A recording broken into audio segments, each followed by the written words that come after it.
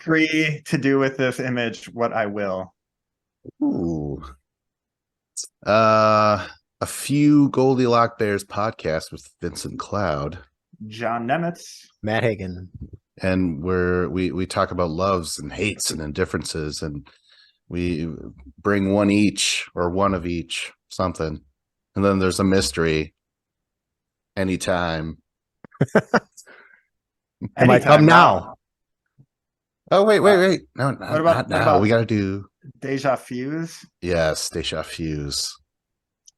I've got one kind of on the joint topic of Oscars and subtitles. I watched RRR. I've heard of that. Pretty good stuff. The it's a multi-language movie, and so I was watching with subtitles on, and every time it came on and they were talking in English, I've found myself highly distracted. Mm-hmm. But So, you liked the movie, you say? oh yeah, it was good. Isn't it like a 3-hour Plus, yes, 3-hour plus? yeah. What is it, like Babel, where it's just a bunch of people from all around the world and No, they do it's stupid about shit? British colonialism in India. So it's British people speaking English and locals speaking. I'm not sure. I don't think it was Hindu. I'm not sure which language it was though. Oh, yeah. Well, I will see it eventually. I have a real-time deja vu. Like Whoa. 6 minutes ago, I came across this headline that says meatballs made with mammoth DNA created by Australian food startup. And I kind of skimming the article a little bit. Woolly mammoth remains are regularly found or discovery, blah, blah, blah. Australian meat startup has made what is described as a mammoth meatball. So it's lab-grown meat. A wonderfully wacky publicity stunt. The meatballs aren't intended for human consumption, but I think it's just kind of getting various ideas out there. So it's just meant for a headline, but caught my attention. That's for sure. woolly mammoth. Still against it. Don't want it to happen. Even if you could eat them? Oh. Nah, then you'd be taking hair out of the meat all the time. Mm-hmm. Oh shit. All right. Beatles related. John, you mentioned that Abbey Road was your favorite. Yeah. So in Rolling Stone's 500 best albums of all time or something like that, years ago it was Sgt. Pepper. That was their number one album, and then it was Revolver, and now years later it's Abbey Road. Isn't that? Oh really? Yeah. When did that update? I think maybe a couple of years ago. Yeah, I believe so. But I don't know. That's just how I feel about the Beatles. Like from Rubber Soul to Abbey Road, I could just, sometimes Revolver is the best thing, and then it's the White Album. So yeah, my opinion changes all the time about those.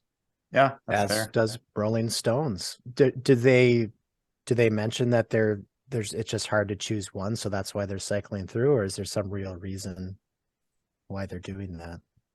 I don't know, because there's like Sgt. Pepper, when it was number one, it was actually number one on the list, and Abbey Road's not number one. It's like just the Beatles' top album, right? Right now it's Marvin Gaye's What's Going On. Oh, okay. Yeah. And it's been up there for a while, so I don't know. Maybe more judges, more writers. They have a lot more hip hop in the list now than it was back then. Yeah. So it's straight objective, like I don't know how that list is made, but you get people voting, and then it's just based on voting itself. There's no subjectivity. There's no people saying, I feel very strongly about this. It's just other than the subjectivity that goes into voting to begin with. Right, but when it's all conglomerated together, I consider that objective, when you get enough of that together. Yeah, when it's just based on the pure numbers of votes. I see what you're saying. Yeah, I don't know. Lists, they're fun. They are. Love them. I'm going to start a tab for that. Rolling Stone best albums. Should we get into the show, the meat of the No. show? How about a little nibble? How about the plant-based protein of the show? The mammoth meatball. Oh yeah, of course. Of course, Sean. What was I thinking? Yeah, let's have some I don't know. I guess I'll go because none of you guys are clamoring for the mic. So I'll go. I have a love, and that is this man behind me. That's Dave Attell. He is a dirty comic. If there's comedy and genres and stuff like, they're like, oh, this is the blues, this is jazz. You know what I mean? I kind of put dirty comics into a particular genre. But he's not just dirty. He has a wonderful cadence. The way he speaks is very good to me. He's self-deprecating. He wants to make fun of everyone while also throwing it back on himself. So like, there's some comics who are just like, huh, how about those blacks, huh? But then he will do that, but then also shame himself for, whatever. He is one of my comedic heroes. There's him, there's Bugs Bunny, and there's Woody Allen. So and his 2 albums, Skanks for the Memories, and then his HBO special Captain Miserable are classics for me. And his show Insomniac, there was like about 2 volumes worth, and I owned them, and that helped me work at this hotel overnights. It was horrible. Like there was crime and drugs and prostitution and all the shit that happened at that place. And that was just at your desk. Yeah. But like I remember putting this show on before I started watching, and it just put me in that mood of like having to deal with drunken idiots, Actually, that reminds me of a story of when we were in La Crosse, I think, to see a tub ring show. And for whatever reason, they were late, and the show kept getting pushed back and back and back. And we were getting really tired and crabby and pissy, and then sat in the car, put on the old Dave Attell album, had a good laugh for 45 minutes or whatever it was, and we're brand new people at the end of it. I don't remember putting on the Dave Attell album. Really? Yeah, I don't. I remember running through the streets, chasing each other, playing grab ass or whatever. But I remember going to the show, but I don't remember going in the car and listening to Dave Attell. Dang. You also don't remember the funnel system that you attended. Inside joke. Also, I think I've invoked one of his bits on an earlier episode. The whole, all the best writers are alcoholics. Hemingway, that other guy. And like I use that all the time in my day-to-day. I come up with a list where I can only think of one thing. I think you did that to me one time because I just said one thing and then you kind of made some quip.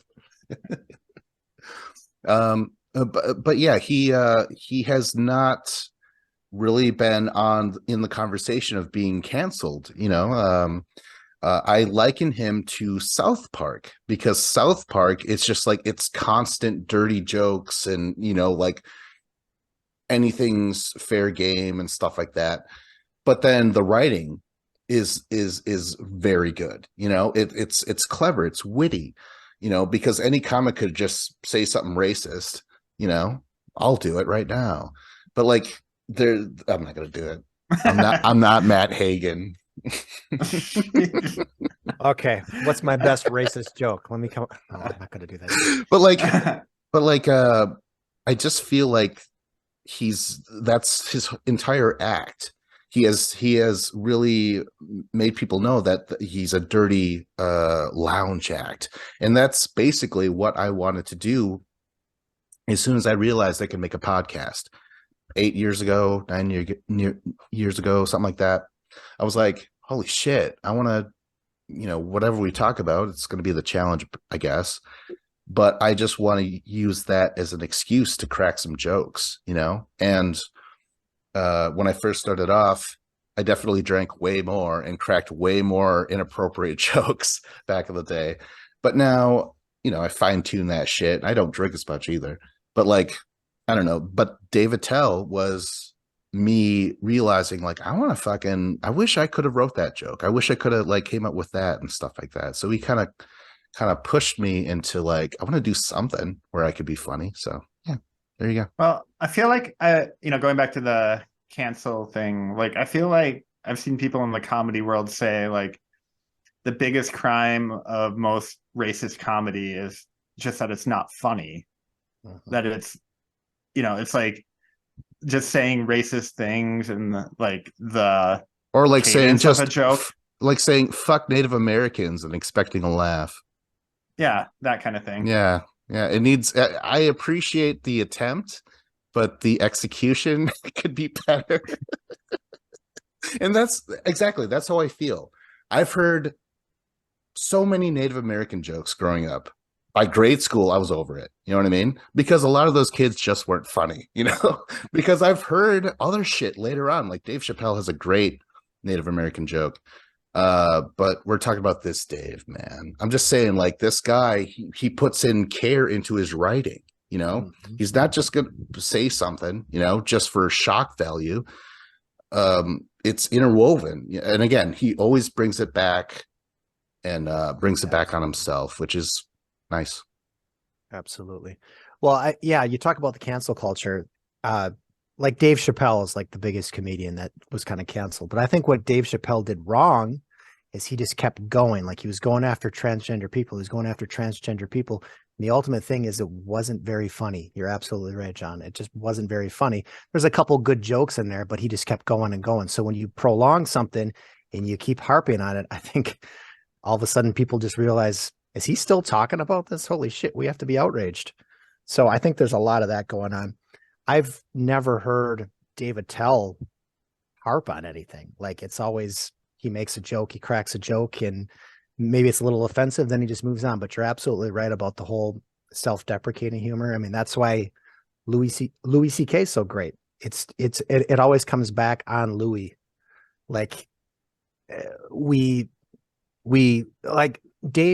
Dave Attell is kind of the same way. He's kind of a schlubby guy. He's a schlubby. I think he's Jewish, right? I think so.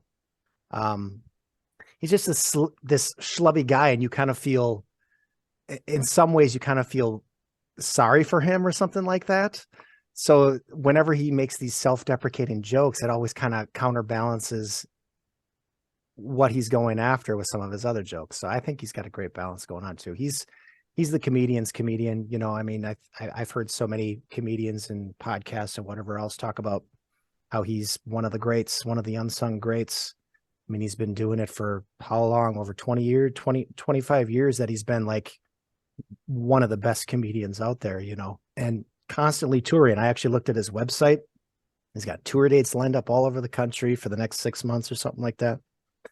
He's a pro. He's one of the best.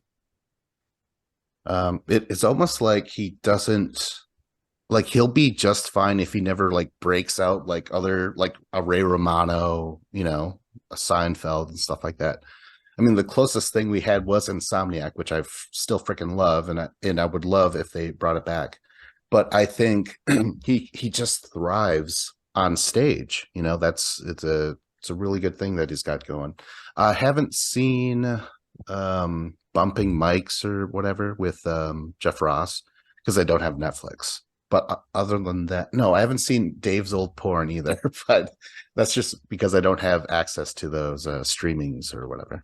Oh, Dave's Old Porn. That I have seen that. Now that you mention that, I wasn't even thinking about that, but I'm trying to remember what that even is. I think he just has some sort of guest and they sit down and do they actually watch porn on the show? I'm kind of forgetting. I know I've seen that show though.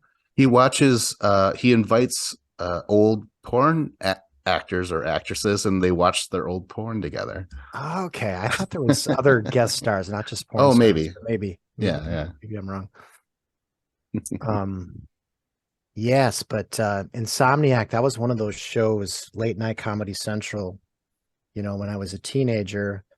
It's kind of funny. Like, I really didn't get into it. Like, it would come on and I would actually change the channel. Like, maybe it came on as the same time as some other show, and I would usually end up changing the channel, but I didn't watch it a whole lot, but I know I got some good laughs out of it whenever I did watch it. Shall we mosey on next topic? Sure. I guess I will go. Why the heck not? Somebody's got to go, right? Might as well be you. All right.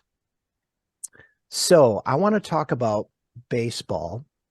Now, I first thought, well, I guess first off, I kind of wish I don't think either of you guys are baseball fans at all. So I kind of wish I had a big baseball fan here to throw some stuff against the wall at. But I thought I could encapsulate all my feelings about baseball into one topic today, but that doesn't seem right.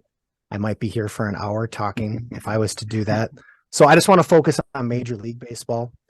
Is it about the crack of the bat? The crack of the bat? I don't understand. What are you going at, John? Is it about ground rule doubles? Oh. The romanticism of baseball. Absolutely. So it's complicated, but I'm going to say that I hate Major League Baseball. Although it's not true, kind of. I'm kind of leaning towards hate. Hate's a strong word. Is it a soft H?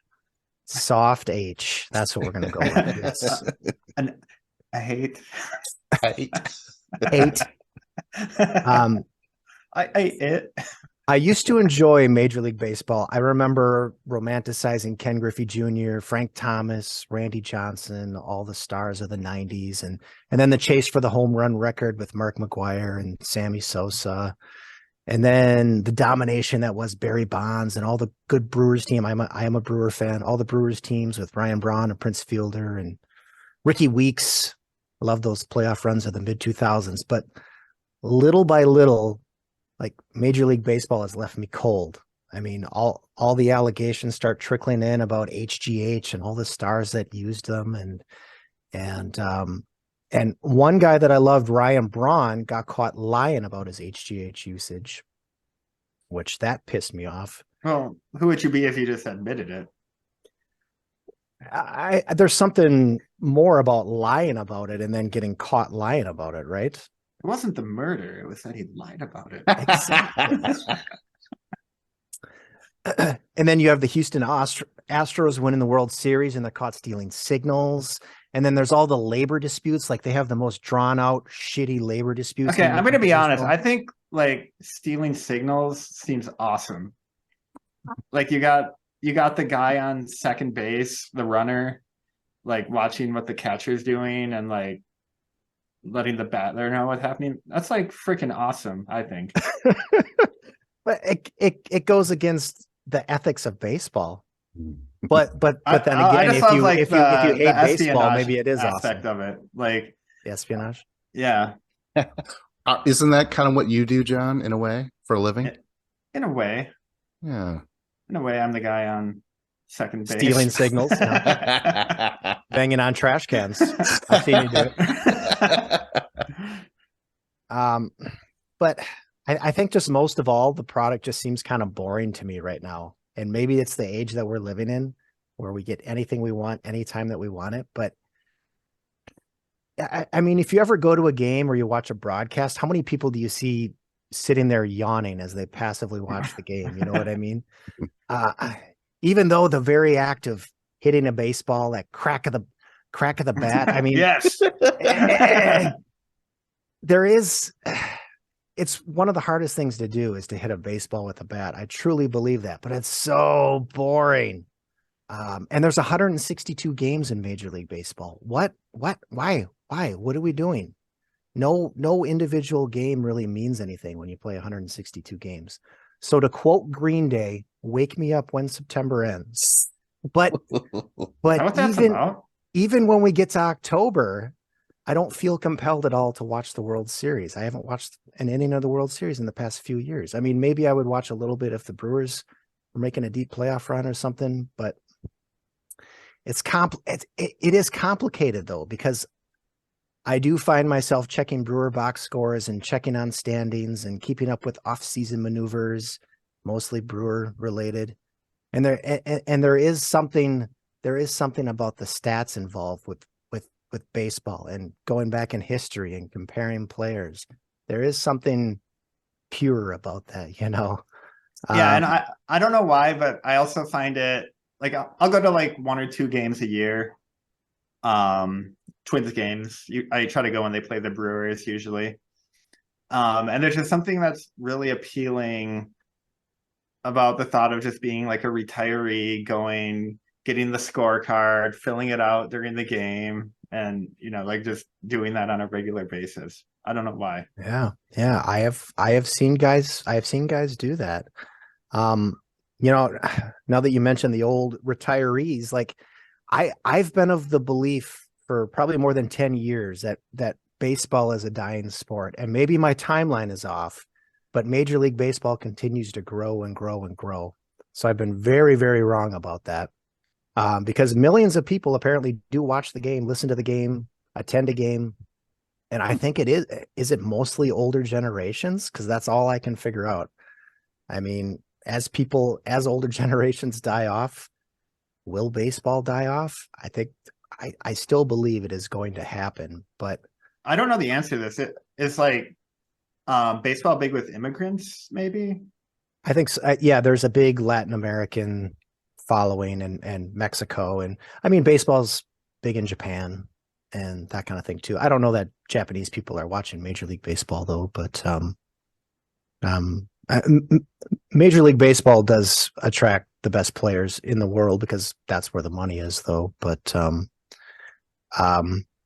yeah, I could talk about this for a long time. I think the biggest problem is the competitive imbalance in Major League Baseball though.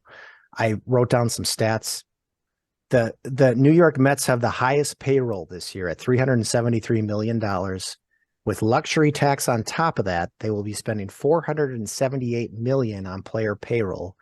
The lowest payroll this year is the Oakland A's, Moneyball fame, at $53 million. The Mets are effectively spending 10 times more on players than the Oakland A's. And a big problem, I mean, you can hate on the Yankees and the Dodgers and all that. I love to hate on the Yankees and Dodgers, but I think a bigger problem is that there's no salary floor. The Oakland A's don't have to spend up to a certain amount. They can just spend whatever they end up wanting to spend. So, and then you've got all this revenue sharing going on too, where teams share revenue. So you've got teams, I wrote down the Pirates are a great example. The Pirates, this owner of the Pirates bought the Pirates for $92 million back in 2007. $92 million seems like a crazy low number when you talk about what franchises are going for today. The Pirates, if they were to sell today, it was projected they would sell for $1 billion. And the Pirates continue to trot out some of the lowest payrolls in baseball every single year. So this owner is churning out a profit every single year, even though the product isn't good, or it's very, very rarely good.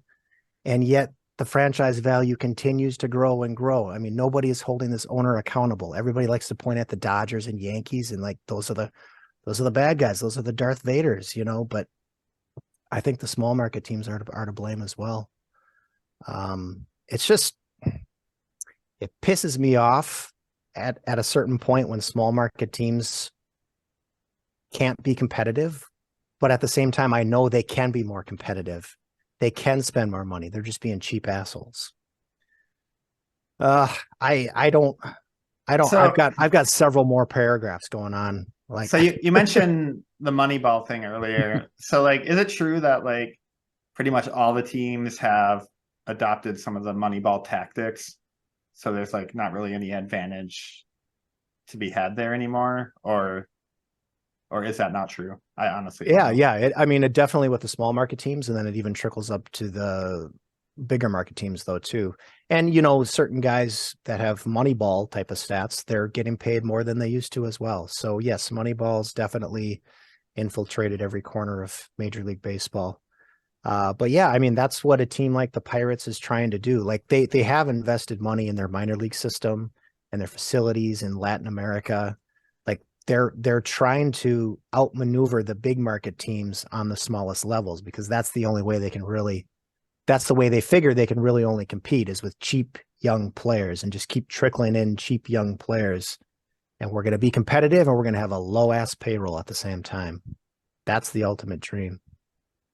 But I guess just to sum it up, I mean, it feels like I'm close to the target audience for this sport, for Major League Baseball, but I'm uninterested in it at this point in my life. So who the hell is propping up this sport? I don't understand. Did you guys play this sport? I think I played like 1 or 2 years in Little League age. I don't think it was actual Little League, and I was horrible and never played again, basically. Do you remember your position? Whichever part of the outfield the balls are least likely to go to. You were that kid. Yeah. Nothing wrong with that. Matt? Yeah, I played up through probably middle school, I think. I did not play in high school. But that stuff I maybe kind of want to save, because I've got a whole kind of thing with baseball. I've done various things with baseball. So, but yeah, I played a little bit. I wasn't very good. It came to a certain point where I just couldn't hit the baseball. And I think I was maybe afraid to pitch a little bit. Like I didn't want to hit the kid. Like I didn't want to throw a wild pitch and nail a kid in the ass or something. Or that's probably the best place to hit a kid, is the ass. But I'll share a story. One of my teammates hit me like on the brim of my hat, not in like a super aggressive way, just like a semi-friendly, semi-teasing way, and it gave me a bloody nose. And like I just bled all over everyone for a few minutes. So that was fun. That's the number one thing I remember about my baseball days. I have some vague recollection of you in Little League. Really? How would that be? Like, it's not like we knew each other. Well, we were the same age, though. Oh, yeah. It's like, oh, hey, it's that nosebleed kid. Well, now that you mentioned nosebleed, I kind of like, I seem to remember some kid having a bloody nose at some stage of Little League or something, but I don't know if it was you. Who was your coach? My coach most of the time was Drew Barrett's dad. Okay. Drew B. Sorry, Drew B. Wasn't that team? Drew Brees? So it was a team. So this was during a practice, John? No, this was during a game. So I guess you could have been on the opposing team. Yeah. Ooh, Yeah, I like maybe. that. I swear I remember some kid having a bloody nose. I mean, that was me any given month of the year. Oh man. Well, So go yeah. ahead, Vince. Well, I was gonna say, spoilers or future, our guest next week. Actually, I think he wanted to talk about playing baseball specifically. Oh crap. So Heck. yeah. So we can kind of just save this then, because cut this. I got me some baseball shit. So yeah. I mean, you want to talk about like, oh, I didn't want to pitch. Yeah, neither did I, but I was forced to. It was terrible. I really wish I brought this topic up next week. Now that I know this, but maybe the future guest has no opinion on watching baseball and only wanted to talk about I did want to focus on major league. Right. I mean, because it is opening day is in a couple days or something like that. So that's why I wanted to bring it up. Just I was kind of thinking about the season, the upcoming season, and how I'm not going to watch any of it. So, well, yeah, I won't talk about playing it, but I will talk about the Major League Baseball. Well, first of all, I want to say it's like it's boring to watch on TV. It's better to be there in person to watch it played, but it's even better to play it. And even then it's boring, you know? Yeah, right. It's just like, oh my gosh. But I remember I went to see a White Sox game. It's not like I'm a fan or I was rooting for them or against them. It was cool to be in that stadium. And then, but we got to see a coach throw a fit and like throw baseballs and bats onto the field. That was pretty sweet. That was awesome. Cool. Yeah. That's a whole thing too. Like, why do we have to have temper tantrums? And why do dugouts have to clear and we all have to brawl with each other because that pitcher was throwing at me? I'm gonna go run him down and hit him with a bat or something. It's so freaking barbaric. I don't understand the appeal of that. Is it getting all your frustrations of a 162 game season out? I don't know, but it just seems so antiquated or something. But there is one other point that I did want to make. So, well, I have several, but this is the other main point. So it seems like Major League Baseball is making some attempts to try to evolve somewhat. They are bringing a pitch clock to Major League Baseball, which they experimented with in minor leagues and such. So what's an example amount of time? I don't know the exact time, but Okay. I think it might be like 20 seconds or something. So after the pitcher gets the ball, the batter has to get back in the box within a certain amount of time, and then the pitcher has to release his pitch within a certain amount of time. And the pitcher only has a certain amount of what is the throw that you throw to the first baseman? I'm drawing a blank. Checking the runner at first base or whatever. So he can only do that like 3 times or something. So there's What? rules that they're bringing to the game to try to speed things up. I think they're maybe hoping it'll, games will go from 3 hours to 2.5 hours or something like that, but What about robo umps? that is a definite topic. I don't know where that is exactly in becoming a reality, but that's a whole other thing too. There's umps that have a reputation for being really shitty at their job. And certain umps, they seem to have a beef against certain teams, and it's very strange. God. But the umps have their whole union thing, and so it's really hard to get rid of an umpire. And I don't know. It's just I'm just over with it. It feels like I'm at a certain point in my life where I can only dedicate so much time and energy to sports, and just baseball is none of it. Well, I will say I dedicate very little of my attention to sports over the years, or over the course of the year. And at 3 or 6 hours, baseball is near the top of what I do pay attention to. Just because it is like you can go to a game for cheap is the biggest thing. Like, Yeah. you can show up the day of, get your ticket, hang out, don't have to pay a lot of attention and still know what's going on. Like, I do like the experience of going to the ballpark, I will say.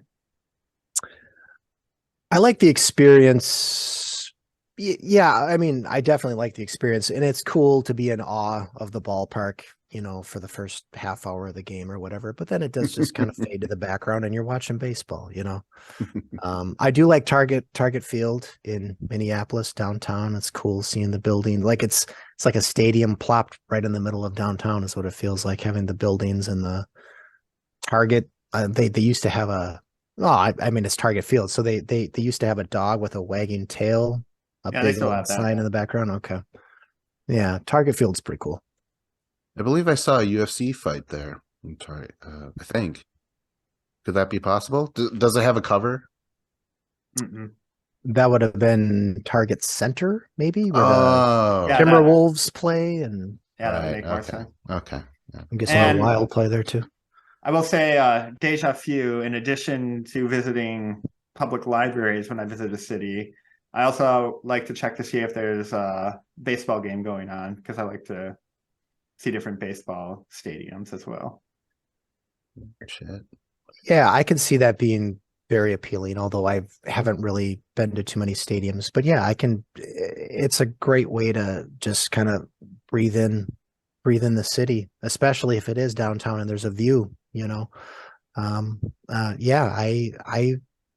I would definitely do that if I was to try. I know there's people that travel around, like they make that a whole summer road trip, they travel around to every city and see a game in every town, So yeah, there's definitely some appeal there. Should we start in with 4 minutes left or no? I could do the mystery topic. Okay. Not that I don't think it's gonna go gangbusters. So I was listening to a different podcast recently, and they were talking about cures for hiccups. And I was like, I haven't had the hiccups for a long time. Do you guys get the hiccups anymore? Oh boy, we don't have 4 minutes for this. Yes, I will get the hiccups. But I'm curious about a new cure. Well, no, I was more wondering, like, do you get them still at this age? I don't know. Are we not supposed to, like, over time or what? Oh no, I just didn't know. Like I just never get them anymore. So I didn't know if that was normal or not. Maybe you're constantly scared. I've had the hiccups, like I get the hiccups maybe twice a year. I'll say it like that. Okay. Like if I eat something really spicy, maybe I'll have like 1 or 2 hiccups, but it's not like, oh, you've got the hiccups.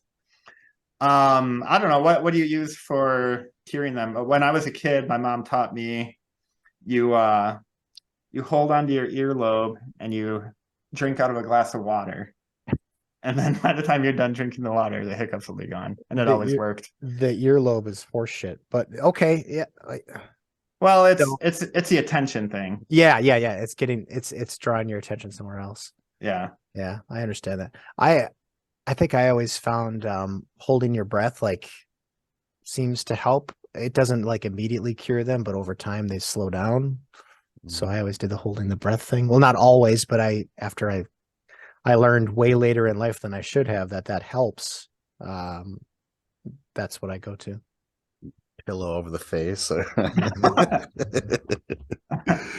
Oh, and you got to hold it there for a certain amount of time. The one new cure I heard about on the podcast was the guy puts his index fingers together and tries to get them as close to each other as possible without actually touching. And after he does that for like 10 or 20 seconds, the hiccups have gone away.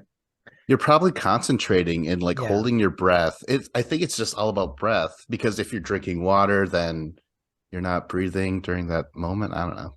Has to do something like that, right? It's gotta be. Yeah. Air. All right. Well, John, thank you for that. You're welcome. Well, we don't want to talk more about hiccups.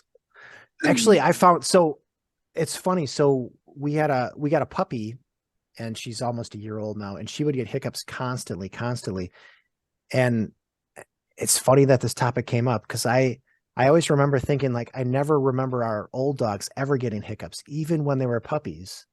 And then I was just on the couch today, and my older dog, Zoe, all of a sudden she's got the freaking hiccups. I had never heard her get the hiccups before. Contagious, man. She's 12 years old.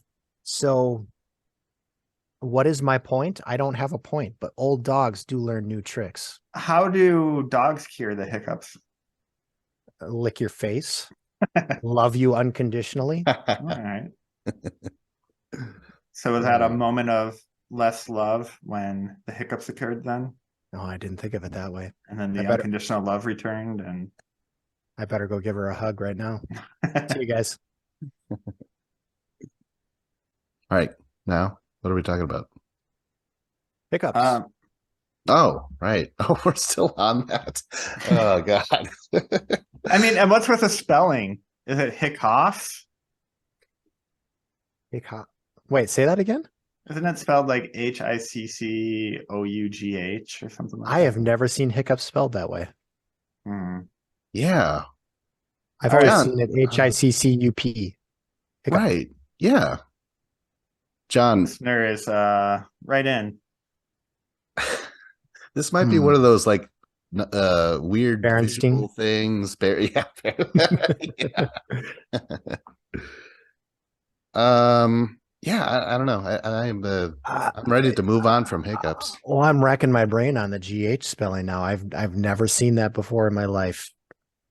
Have you seen that in literature or something? Yeah, listen, guys, I'm a fan of literature. I'm a fan of Old English literature from the 1700s, Yeah, let me just send you this especially. Wiktionary link here, and that'll And he clear really everything up. did. Yep, he did. I'm gonna look into this GH spelling. Some people, in addition to what I said, also spell it Hiccup, which I think all three of us can That's agree right out. is an abomination. Well, that sounds kind of southern. Hick.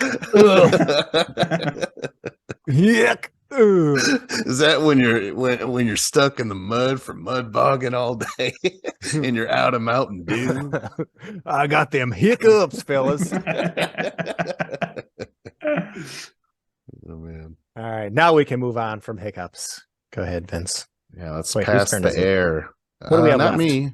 It's John me. again. I've got my indifference, which is a little thing I like to call the existence of free will.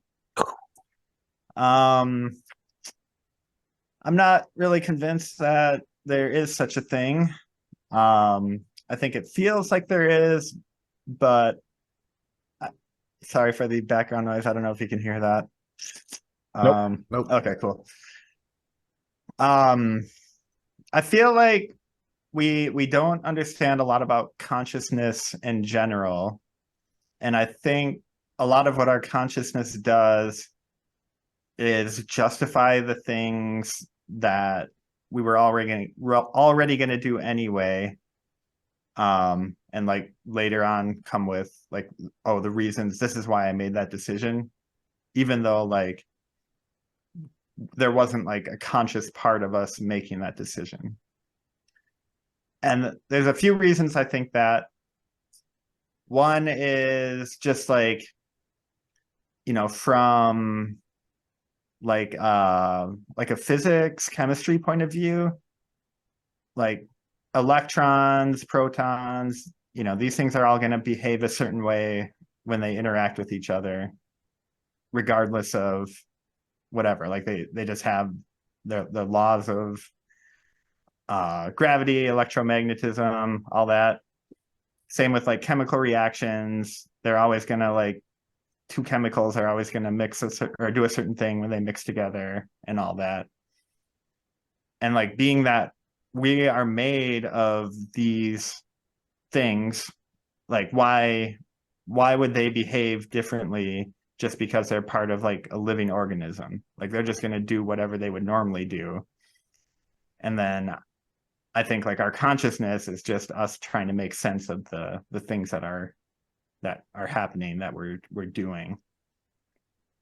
And like outside of like taking something external from the material world, like a soul or something, and putting it into a person, like, okay, then that could explain why free will might exist. Like, you get to a certain complexity level, and then you get like an extra life force or something. Like, okay, well that would make sense. But outside of something like that, I don't understand how free will could arise. And then just a lot of the studies that have come out where they try to figure it out one way or another always show kind of weird things, like if they hook like electrodes to your head and they tell you like, okay, make a decision to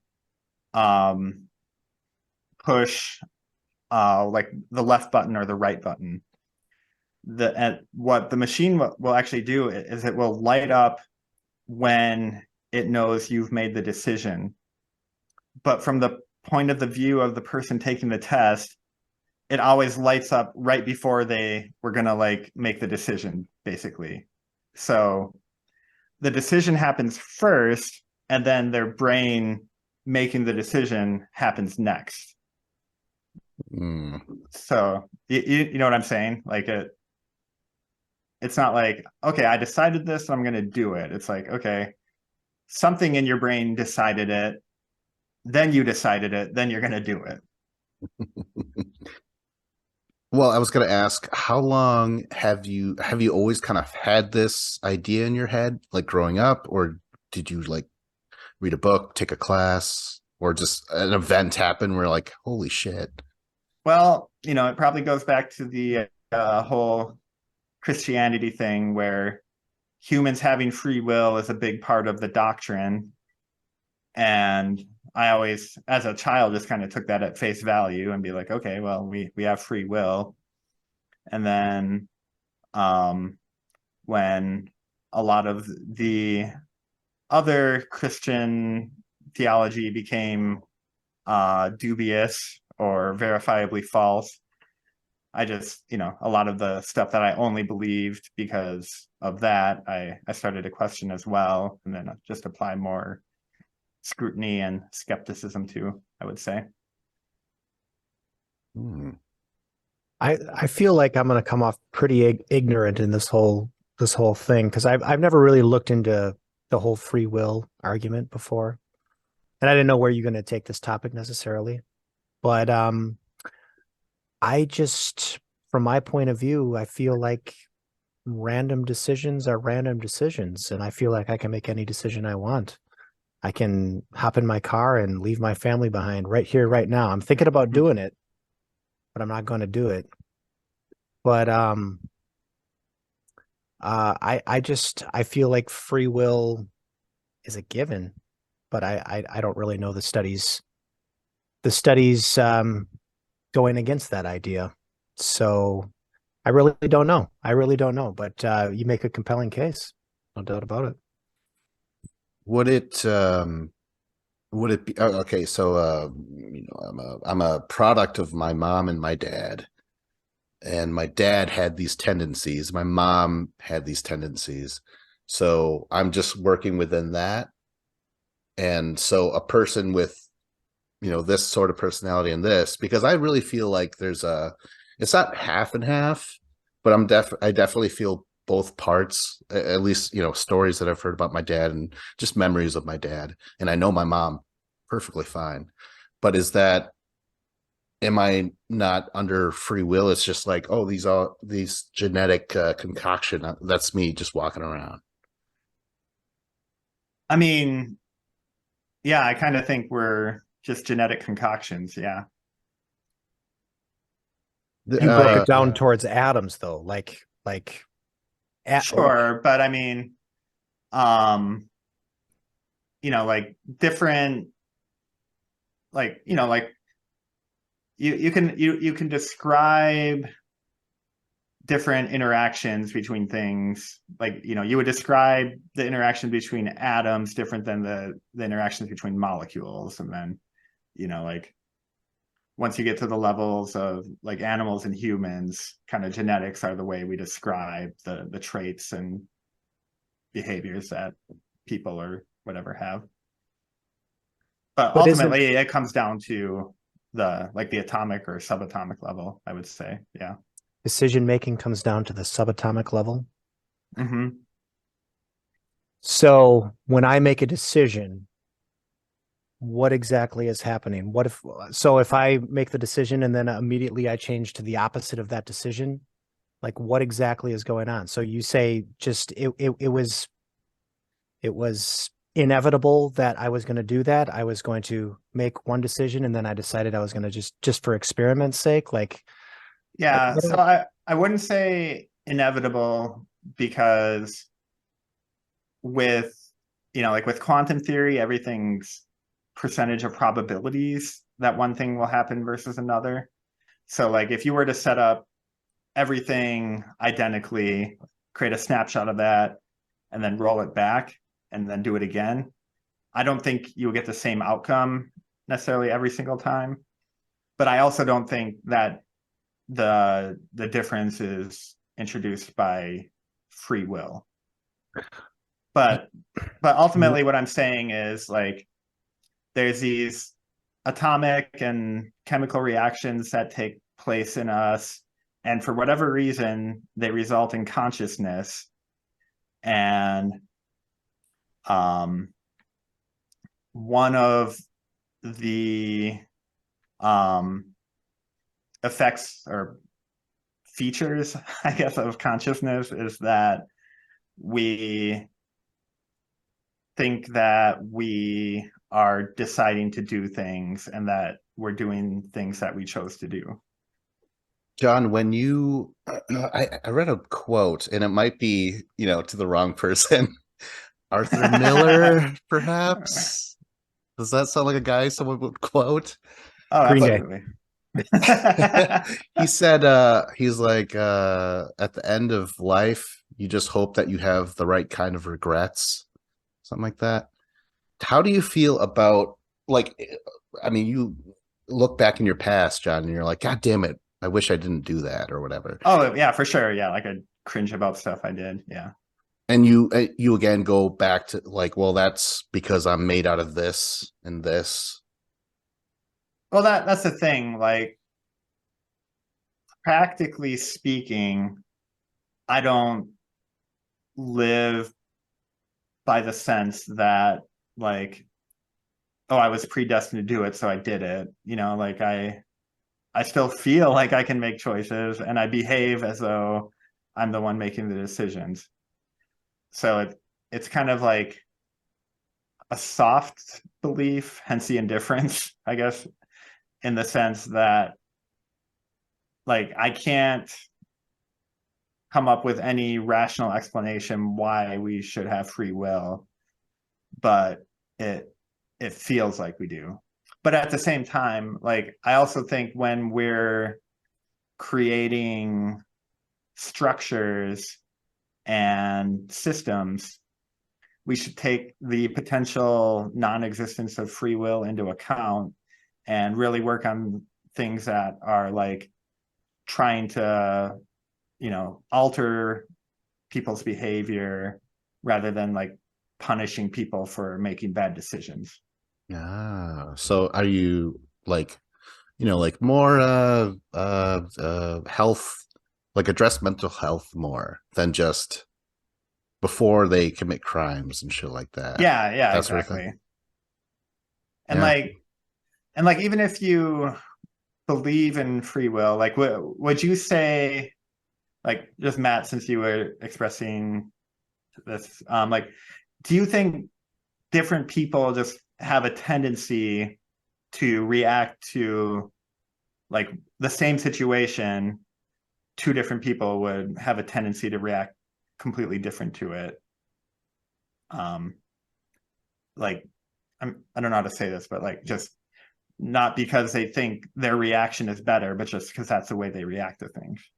Yeah, I definitely think so. I mean, I often wonder why people make the decisions that they make, like why there's so many different personalities out there. It feels like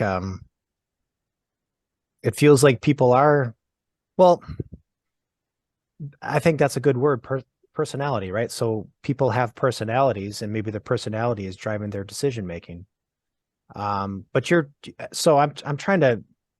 I'm trying to wrap my brain around a core concept here. So it's kind of like your personality, your brain, your soul, your whatever you want to call it, has made a choice for you already.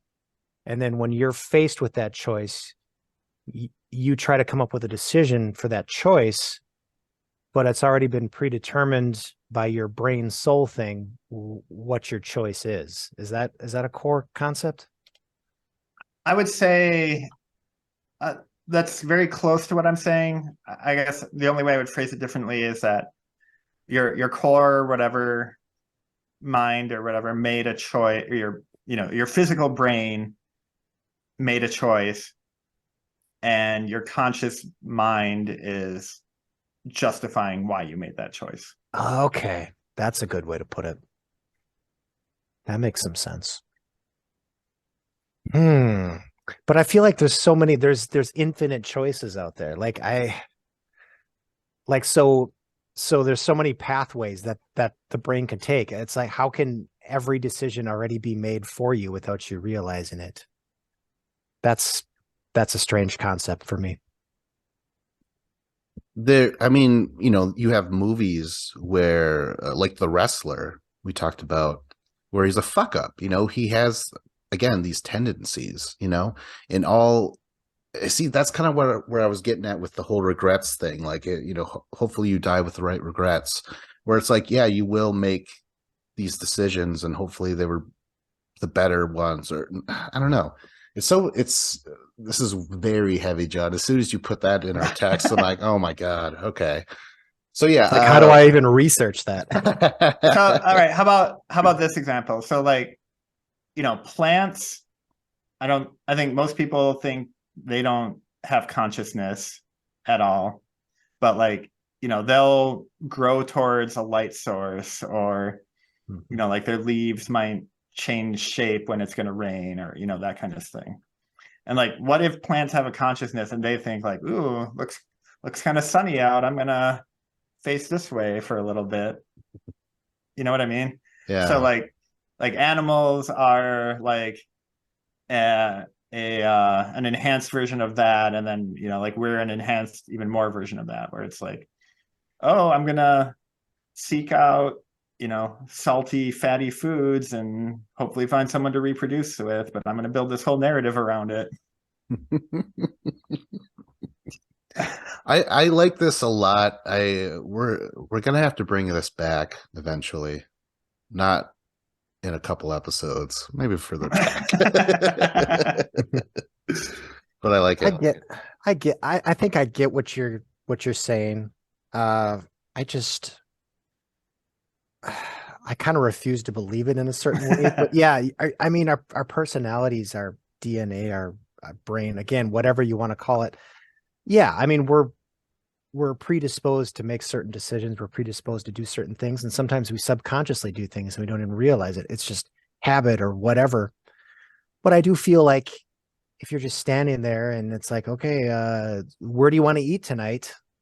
Well, I mean, like, we're going to go out. Where do you want to eat? Which restaurant do you want to go to? Well, maybe your brain is like, oh, that's my favorite restaurant. That's my second favorite restaurant, whatever. You come up with a few restaurants, but then I think you're sorting through and you're consciously making a decision about where you want to eat. It's like, oh, what am I feeling right now? Oh, Chinese food or Italian food or whatever. I just kind of, yeah, I understand, but I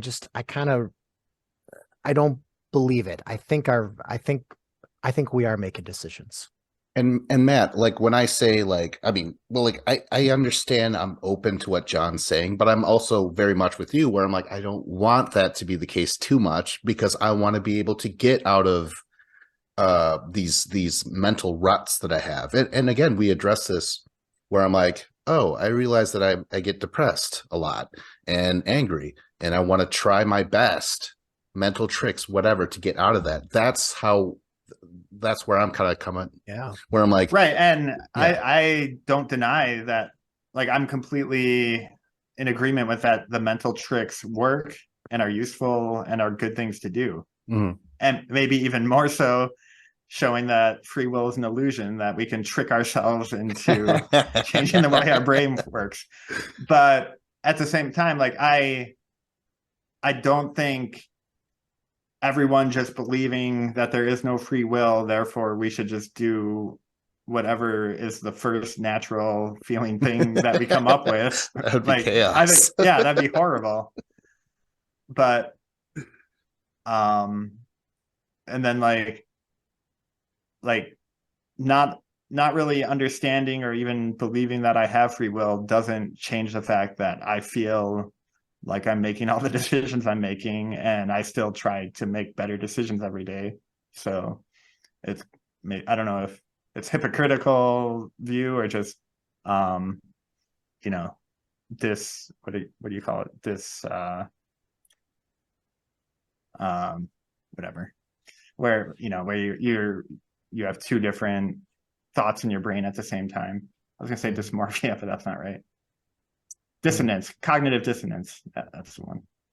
Like, all those decisions that you can make. I just think that the whole genetic thing, I mean, if that, it's, you just, the pull is more towards door number 1 every time.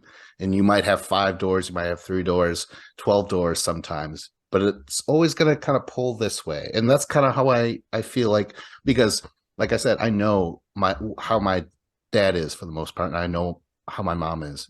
And I tend to try and focus on more like how my mom would be than my dad, because my dad is definitely different. And like sometimes I feel like I'm not very not sensitive, but like what do you call it? Sentimental. And that's definitely him. Like when I go see him, which is very, very rare, you can just tell he's not like that. Like if I just saw him, I wouldn't guess he was my dad. Even when we're talking to each other, I wouldn't get that feeling. And that's how I kind of feel I treat some friends and some family sometimes. And I try to go the other way about it. Yeah, Genetics. I definitely see where you're coming from with that, because I know that I have traits that I know came from my parents, some of which I like try to like fight the urge to do certain things that I see as negative, even though like I know like genetically how they arrive with me. But yeah, it's So I'm not always able to do it either. So you find yourself consciously doing things. So why is free will such a leap then? If you are really studying things and you're consciously making your decision to not do what your parents would do in that situation.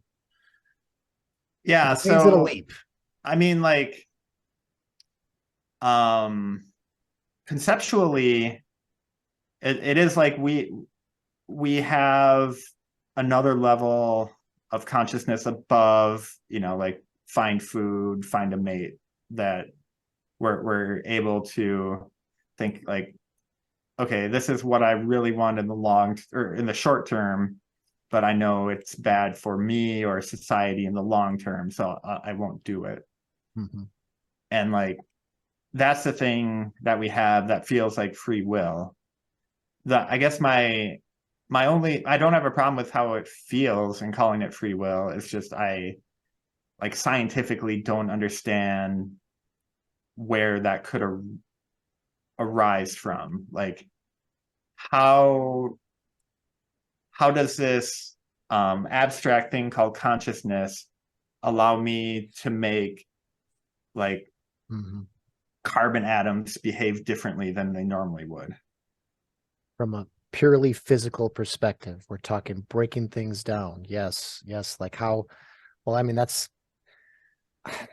it's not even an argument, but it's kind of like how when somebody asks like, how did, if there's no God or something, like how did people become people? Like, well, we started as this and then we evolved into this and we evolved into this. Well, why do atoms, why do cells, why do molecules work in this way? Well, there's really no great answer. It's just out of all that chaos over millions of years, that's what happens. There's no great answer. It's just like, the chaos, out of the chaos, evolution happened, So so from a physical perspective, I guess I understand what you're saying, but I think it is kind of the same question. Like, how did anything come out of anything? I think so. It's more of trying to solve the idea of what is consciousness, I think, more so than anything. Yeah, that's fair. And like, this is a whole nother topic, but I just think like we understand so little about why we have consciousness that like it would be hard to deny that like we could give machines consciousness at some point. Ooh. And like we would be able to see the code behind like, oh, like no, you made that decision because you every time this input happens, you give this output. And they'd be like, yes, but it feels like I made that decision. Okay. What is consciousness? I'll ask that to the viewers out there, listeners / viewers. Yeah, any neuroscientists listening or There has to be one out of those 13 viewers. Just It's a write neuroscientist. into John at freewillisanillusion.com. I'm gonna look that up. Free will is an illusion. Oh man. Because if it doesn't exist, we have to buy it. I think that's a rule or something. I heard that. One step ahead of you, buddy. So I think I'm making the decision to end this podcast. And you know what? I'm not if it feels good, if you feel okay with the decision to like or subscribe or to comment to this video, I would say go ahead and do it. But in the meantime, this was a Few Goldilock Bears podcast with Vincent Cloud. John at freewillsanillusion.com. And Matt Hagen, man. At where? Where can we what website? At freewillexist.com. Oh, and I'm at freewilly.com.